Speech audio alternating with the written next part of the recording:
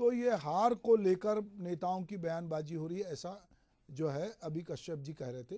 दरअसल हम ये देखते हैं कि सुप्रीम कोर्ट ने 2023 में ये बात कहा था कि आप हेट स्पीच ना दें और ऐसी बात ना बोलें जिससे कि कोई आहत हो, और उन्होंने धर्म और राजनीति को लेकर भी बातचीत कही थी। उसके बाद भी सुप्रीम कोर्ट ने कई बार चेताया कि आप इसके, चुनाव आयोग ने भी एक आचार संहिता जारी की जिसमें उनने भी बहुत सारी हिदायत दी। बावजूद इसके हम देखते हैं कि जो नेता हैं, और ख़ास करके छत्तीसगढ़ जो है वो अपने आप में एक सौहार्द के लिए जाना जाता है। यहाँ के लोग शांत हैं, यहाँ पे लोग इस तरह की बातचीत नहीं करते, पर चुनाव नज़दीक आते आते ये कहीं ना कहीं बातें बिगड़ रही है। तो ये भटकती सियासत और टूटती मर्यादा पे हम बातचीत करेंगे। हमारे साथ बातचीत करने के लिए भाजपा के प्रवक्ता रविंद्र सिंह जी हैं, मैं उनका स्वागत करता हूँ। हमारे साथ श्रुति शुक्ला जी हैं, कांग्रेस की प्रवक्ता, उनका भी स्वागत है।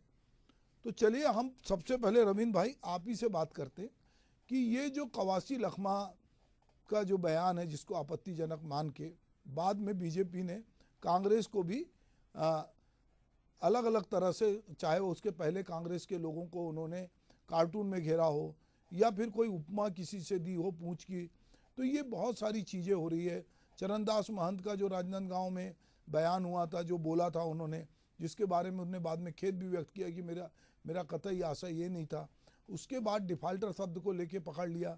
तो क्या मुझे लगता है कि ये मतलब चुनाव के समय ये मुद्दे महत्वपूर्ण हैं या ये बातें महत्वपूर्ण है कि चुनाव में जनता के लिए आप लोगों का जो घोषणा पत्र है, जो आप वादा करने जा रहे हैं, वो महत्वपूर्ण है? मगर अभी देख रहे हैं कि सारी चीज़ें नेपथ्य में चली गई, नेताओं के ये जो बयानबाजी वो सबसे ऊपर आ रही है। जी रविंद्र जी।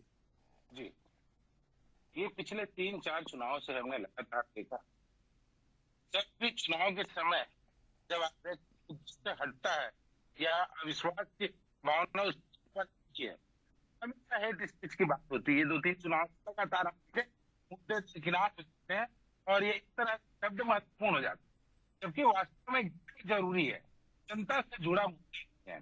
जब व्यक्ति आत्मविश्वास खोता है तभी कहता है। छत्तीसगढ़ में लगातार देख रहे हैं, शुरुआत कैसे हो रही कांग्रेस से, लाठी मारते, फिर कवासी लगता है कह रहा मरेगा और मोदी में।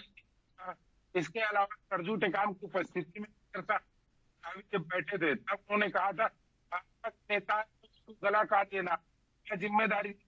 ये है ये तो हिंसात्मक है, हिंसात्मक शब्दावली है। अब नहीं मालूम कांग्रेस डरी हुई क्यों, घबराई क्यों हिंसात्मक गतिविधियों की ओर भी आगे आने लगी है। उसके बाद की जब चरणदास महंत खेद व्यक्त करते हैं, उसके डिफेक्टर शब्द भी कहते हैं, तो अफसोस होता है कि पहला जो उनका दिखावा था, जो अफसोस करना, निश्चित रूप से जी केवल ठीक है रविंद्र था, जी। उनके मन में कपट थी, जी श्रुति उनके जी, मन में कपट। श्रुति जी दूसरी बात, एक मिनट रविंद्र भाई, हम लोग फिर बातचीत करेंगे। थोड़ा सा आप माइक ठीक कीजिएगा, मैं आपको फिर जोड़ता हूँ।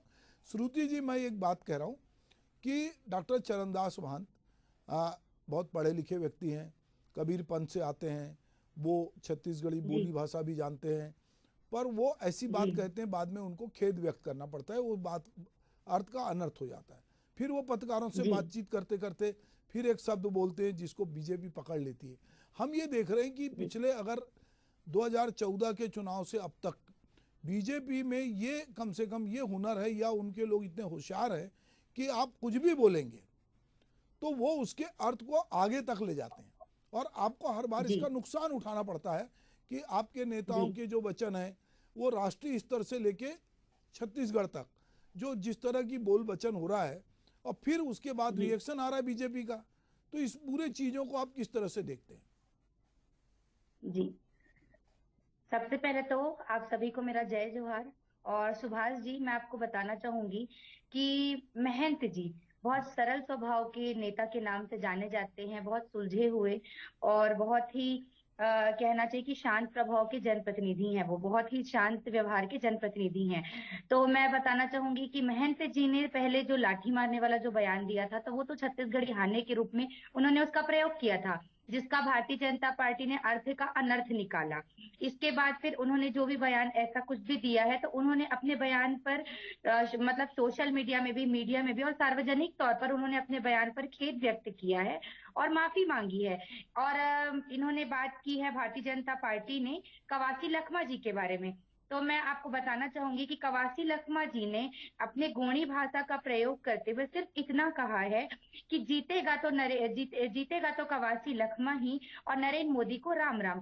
तो ये मतलब पक्ष विपक्ष की एक सामान्य प्रतिक्रिया होती है, जिसे ये बढ़ा चढ़ाकर और गलत तरीके से जनता के सामने पेश करने का प्रयास कर रहे हैं। मैं आपको बताना चाहूंगी सुभाष जी कि भारतीय जनता पार्टी इस प्रकार के शब्दों का प्रयोग कांग्रेस के लिए करती है। आप देखिए छत्तीसगढ़ से इनके जो कैबिनेट मंत्री हैं और इनके भाजपा के जो आदिवासी नेता हैं, वो किस तरीके के शब्दों का प्रयोग करते हैं। ये लोग कांग्रेस के लिए बोलते हैं कि ये लोग आतंकवादी हैं, ये रोहिंग्या हैं, और दुनिया भर की गलत गलत संस्थानों से कांग्रेस पार्टी का ये लोग तुलना करते हैं। तो आप इनकी सोच देख लीजिए कि इनकी जो सोच है, इनकी मर्यादा है, वो कहाँ तक है।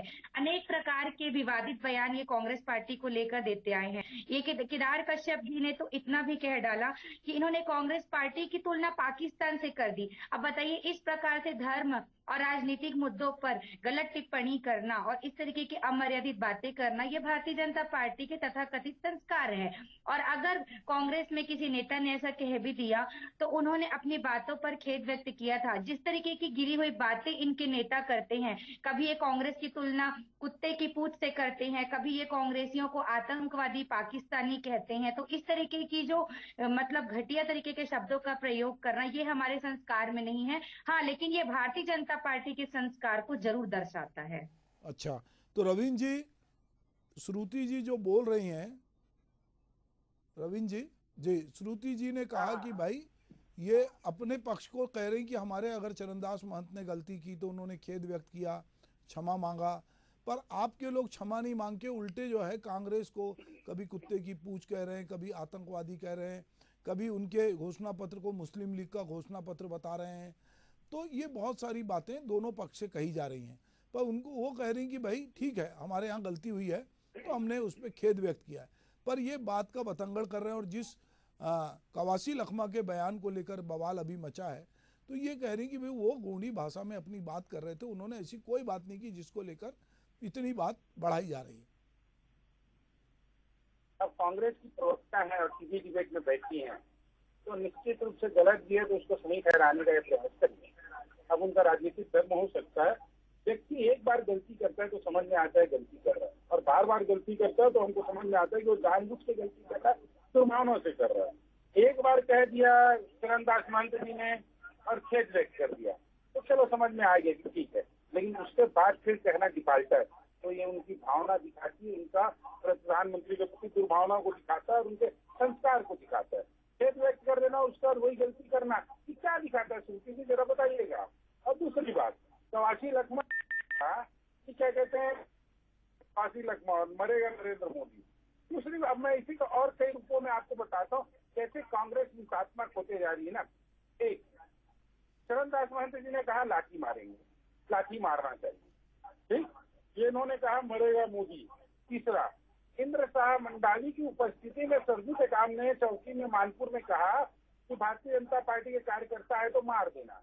आप अब सब भी नहीं कह रहे हैं, आप हिंसात्मक गतिविधियों को भी बढ़ावा दे रहे हैं और किसी की जान को भी मतलब सस्ता समझ रहे हैं। राजनीति में कम से कम हिंसात्मक मत हो। एक स्पीच का तो मैं सुनाऊंगा तो आपको आश्चर्यचकित हो जाएगा। आप नरेंद्र मोदी जी के लिए कभी नीच आदमी कहते हैं, कभी मौत का सौदागर कहते हैं, और मैं फिर जैसा कि मैंने शुरुआत में कहा, व्यक्ति जब अविश्वासी हो जाता है, उसके अपने कार्यों पे भरोसा नहीं होता, उसके रीति नीति पे उनको भरोसा नहीं होता, सभी बदजुबानी करता है। और एक काम कांग्रेस कर रही क्योंकि उन्हें तय है कि 11 की 11 सीट हारेंगे और 40 सीट भी छत्तीस पूरे देश में उनकी नहीं आने वाली, क्योंकि पूरे देश में 400 से ज्यादा सीट भाजपा की आएगी। इसी जय और पराजय को समझ कर कांग्रेस के लोग क्या कहते हैं, सब कुछ देख रही है। अगर आप कवासी लखमा की बात का बतंगड़ बना रहे हैं तो मैं आपको बताना चाहूंगी कि वो एक पक्ष और विपक्ष की भूमिका निभाते हुए उन्होंने अपना भाषण दिया था कि भाई जीतेगा तो लखमा और मोदी को राम राम। तो इस प्रकार की बातों में अर्थ का अनर्थ निकालना ये भारतीय जनता पार्टी की परंपरा रही है। आपकी भारतीय जनता अच्छा श्रुति जी, चलिए मैं अपने, आप दोनों शांत रहें, मैं अपने एडिटर से बोलता हूँ कि वो जो है आपको थोड़ा बयान भी सुना देंगे। अगर आपको बयान सुनना हो तो मैं बयान भी सुना दूंगा कि किसने क्या बोला है, तो आप ये बयान भी सुन सकते हैं, कि आप सुन के भी बात कर सकते हैं। जी श्रुति जी, आप थोड़ा इनको बोलने दीजिए रवीन जी को, फिर मैं आपके पास आता हूँ। तो जी अब मैं आपको 2-3 बातों की और ध्यान दिलाना चाहता हूँ कि कैसे भूपेश बघेल जी मतलब मर्यादित शब्दावली का उपयोग करते थे। हमारे अजय जामवाल जी आए थे क्षेत्रीय संगठन महामंत्री, उनके क्या कहते थे कि कौन जाम वाला है भाई, कौन सा जाम पीते हैं हमको क्या मालूम, जाम वाले की आम वाले। हमारे राष्ट्रीय अध्यक्ष जी आते थे जगत प्रकाश नड्डा जी, भूपेश बघेल जी कहते थे हम एक ही नड्डा को जानते हैं जो बचपन से खाते थे, ये कौन सा नड्डा भी हम नहीं जानते। तो इस तरह की शब्दावली कि कांग्रेस का एक चरित्र बनते जा रहा है, और उसका कारण क्या है कि वो मुद्दों से भटक चुकी है। इसी के कारण छत्तीसगढ़ में उनकी पराजय हुई। शब्दों की मर्यादा भारतीय जनता पार्टी कभी नहीं खोती है,